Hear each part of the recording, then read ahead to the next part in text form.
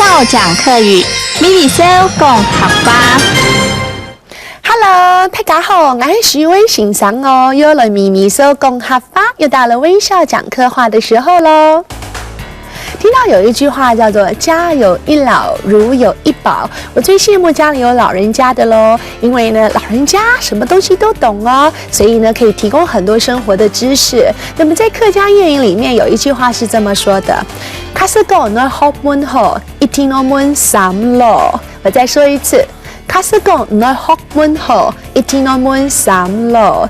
假如你要学问好，就是学问好，一定要问三老，就是三老。哪三老呢？是指的是老人家、老人家、老人家、老人家、老实人、老实人、老实人、老实人。可以唱你懂老实。老实就是老实的意思。再来，老经验的人，老经验的人，老经验就是老经验 ，very experienced 的意思了。所以呢，你向这三种人请教，就可以增长见闻，学习待人处事的道理喽。家族当中呢，比较具有权威，能够排解疑难杂症的，通常是家族里面的大佬。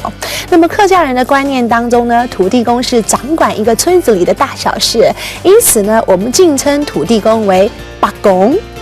伯公，所以在客家庄里面说的伯公呢，也可以拿来指土地公的意思。所以你到了客家庄里面啊，听到朋友说"你伯公庙，你伯公庙"，你不要以为说呢，他的家是在伯公住在庙里面，倒不是这个意思，是说他要去土地公庙去拜拜哦。所以你看这句话，"我去伯公庙拜拜，你穷哈希么"，再来跟我念一次。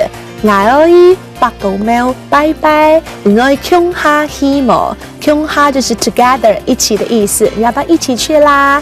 那么土地公他也要有太太啊，土地婆就叫做伯婆，伯婆。好，我们来复习一下喽。家师讲的学问好，一定要问三老。如果要全网好，一定要问三老哦。家里有老人家，要好好宝贝他哟。以后大家越来越不会讲客话了，啊，懂欢喜哟，安强。好了，安子生，再见哦。